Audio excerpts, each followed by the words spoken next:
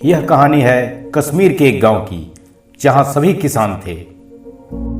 सभी के सेब के कई बगीचे थे और सभी खुशहाल थे।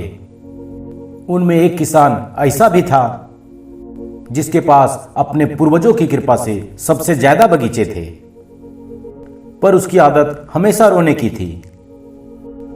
वह हमेशा दुखी रहता था।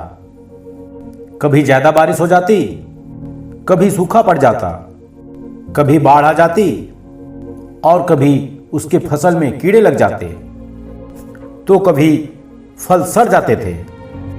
जब भी उसकी फसल खराब होती तो वो भगवान को कोसते रहता था, और अगर किसी साल सेब की फसल अच्छी होती तो बाजार में दाम गिर जाते और मुनाफा कम हो जाता।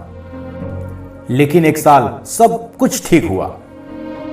न ज्यादा धूप, न ज्यादा बारिश, न बाढ़ आई और न ही फसल में कीड़े लगे, जिस कारण फसल बहुत अच्छा हुआ और बाजार में दाम भी अच्छे मिले और हर किसी ने खूब पैसा कमाया।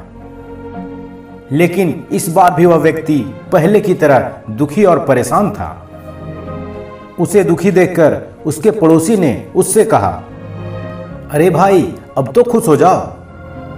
जिंदगी में ऐसे सेब कभी देखे भी नहीं थे।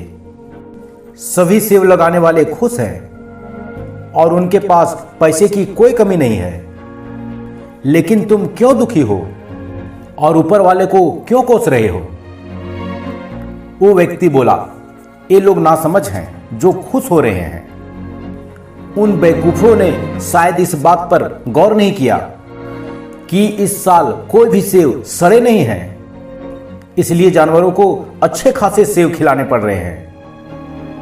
हर साल जानवरों को खराब सेब खिलाकर काम चला लेते थे और इस साल सेब बहुत महंगे हैं। हमारे बाप दादाओं ने कभी भी इतनी कीमती फल जानवरों को नहीं खिलाया। इस साल तो मैं लुट गया।